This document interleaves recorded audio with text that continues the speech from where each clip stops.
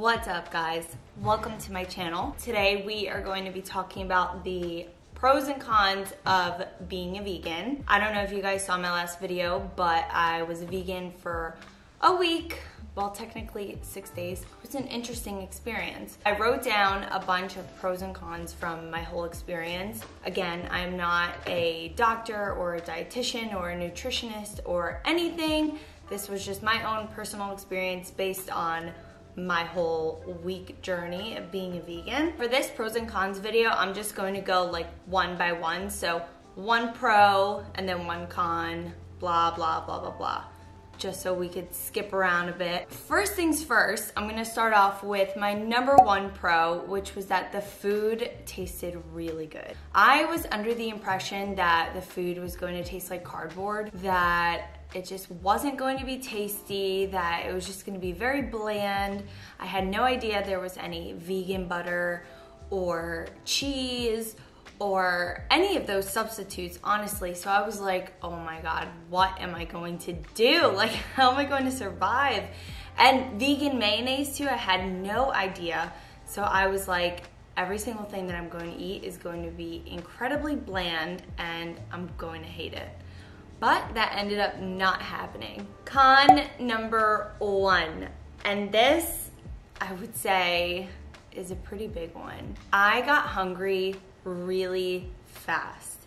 It went from me just eating my normal diet, which I would normally skip breakfast. This is usually all I have for breakfast. It's just coffee. That's pretty much it. And it just holds me up until around like 11-ish. And that's when I start to normally get hungry. Maybe like 11, 11:30, depends. But I was hungry after the first day. I was hungry like boom, right away. First thing in the morning, my stomach was like, hello, are you gonna feed me? So that was a big one. And then after I ate breakfast, I was hungry again. So then I needed to eat a snack, which I normally don't eat a snack, but those yogurts were super good. So didn't bother me to eat a snack. Pro number two, it was so much cheaper than my regular grocery list. And it's funny because I thought, I was like, oh, I'm probably going to spend more than I normally do on groceries because I'm buying all these like different substitutes for what I need. Normally when you're buying a substitute for the real thing, it's more expensive. But no, like surprisingly, my whole bill at the grocery store, well, I went to 2 grocery stores, but I'm pretty sure in total, I spent a little under like $100, which normally for me, and I like, I'm not proud of this, but I normally like waste a lot of food.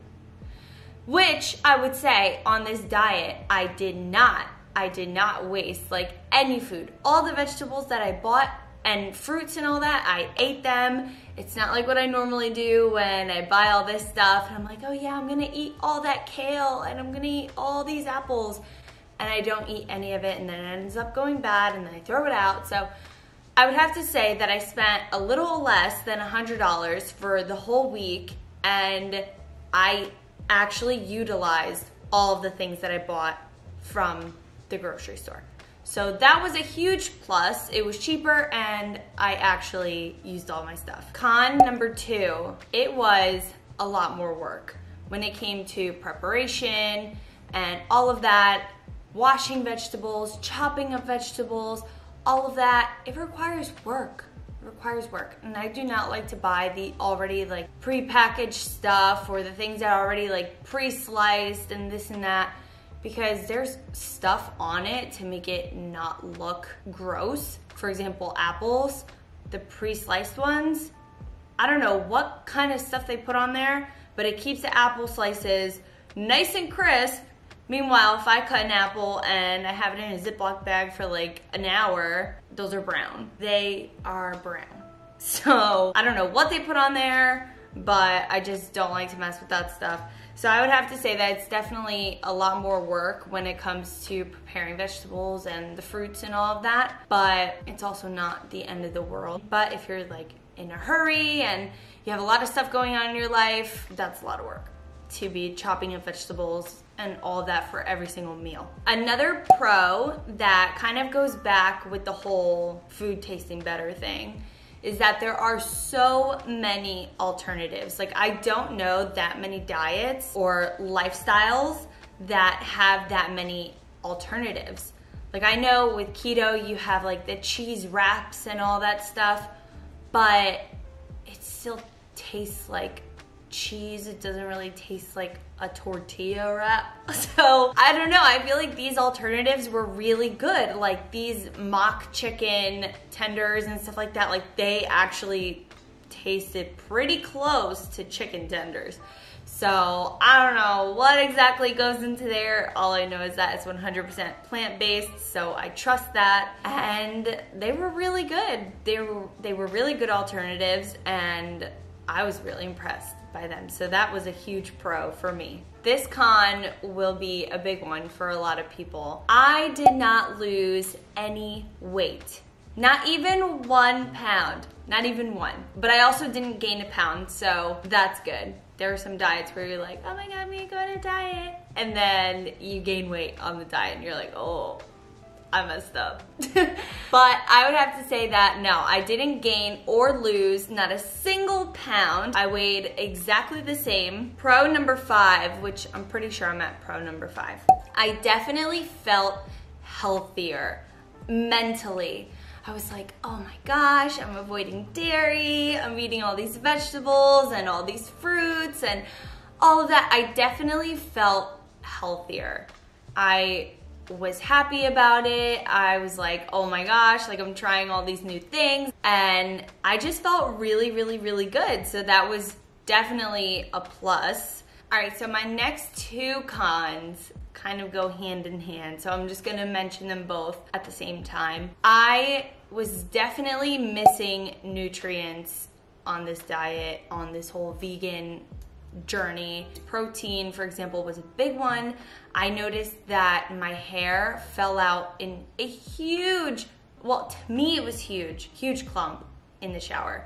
I will put a picture of what it looked like and then a picture of what normally comes out of my head in the shower, and you could see the difference. I freaked out, and that was kind of like my last straw. I was like, okay, we're good. This is not for me. Again, I could have totally just not been paying attention to how much protein I was actually getting in and compared it to how much protein I used to get on my regular diet. So I could have definitely done that research beforehand, before kind of just like jumping into this whole vegan thing. And I could have found out different ways to incorporate more protein into my diet. I mean, I thought I was doing a good job. I got like the whole protein pasta and everything. But then I did go back and I looked, like the yogurt had 0 protein in it, and a few other things had 0 protein in it. So I was like, oh, that's probably why my hair fell out. So yeah, definitely if you are looking to get into this vegan lifestyle, check out what your normal protein intake normally is and try to incorporate that into your vegan diet so you don't like shock your body like I did and then your hair starts falling out. Don't do that. Okay, so my next pro is that I didn't have any cravings and I need to change my battery. As I was saying, I didn't have any cravings, like 0. 0 cravings. And every single time I've gone on a diet, I have had cravings, like literally within the first like day, I was already craving like some crazy stuff that I would never even think about during the day on my normal diet. So I really liked that I didn't have this issue. Everything had an alternative that I didn't feel like I was obsessing over something that I wanted just because I didn't have it. You know what I mean? So that was a big plus. My last con is that I was insanely bloated and constipated. I naturally already have a problem when it comes to going to the bathroom. I don't know why. I don't know, like some diets that I've done in the past have been great for my whole GI tract, but this was just not good. I just seized up. Your girl was not doing good in the whole bathroom sector. I was so incredibly bloated that even when I sat down, I had pain in my lower abdomen. I was either not able to pass gas or I was passing so much gas that it was just like, whoa, girl, calm down. Like, what is going on? So that was not fun at all, and it was incredibly embarrassing. Okay, so for my final pro, I would have to say that I felt really good about saving animals for that week. Like, if you sit back and think about it, when you do become a vegan, you're like, wow, like I didn't eat one animal product today. I wonder how many of those animals I saved just by not consuming animal products this whole day. So now imagine a week of not consuming animal products. I felt really good about that. I was like, no animals had to suffer for me this week. And I do feel that the vegan diet is very sustainable for anybody. Honestly, like there are so many alternatives that it really is a sustainable diet. You just, again, need to be careful about where you're getting your nutrients and making sure you're getting all of your nutrients and not overdoing it with like the faux chicken and stuff like that, because all that soy is also not good for you. So I've heard. I felt really good about the whole animal thing. I love animals, so the fact that I was able to contribute to not killing any or using any for my own dietary purposes, I felt really, really, really good about it. So that was a huge, huge, huge plus for me, and that's why I saved it for last. So my final thoughts on the whole vegan diet. I personally would not do it again just because I was just really not interested in the fact that I was so bloated. Being bloated and constipated is a huge issue for me. I get very cranky, I have trouble sleeping. Like, it's just not good for me. So I don't think for that reason I would want to do it again. And also like my hair falling out, I really was not okay with that. However, if for whatever crazy reason I had to become vegan, I would definitely have to find out a way to avoid the bloat and incorporate more protein into my diet, because that is what I was definitely lacking, hence why my hair was having some serious difficulty. I would have to make some serious changes if I ever had to be on this diet for whatever reason. Like if a doctor told me like, dude, you have to be on this diet because of X, Y, and Z, then yeah, I would have to make some changes and get on that diet.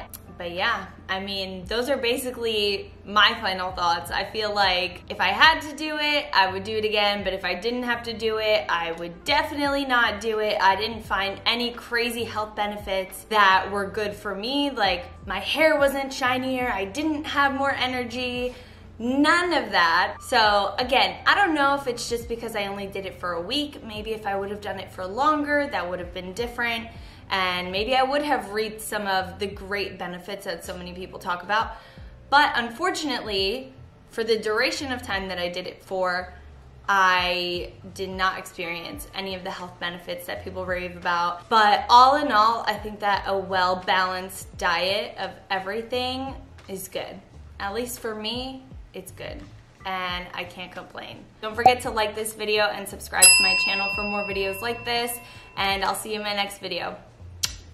Bye.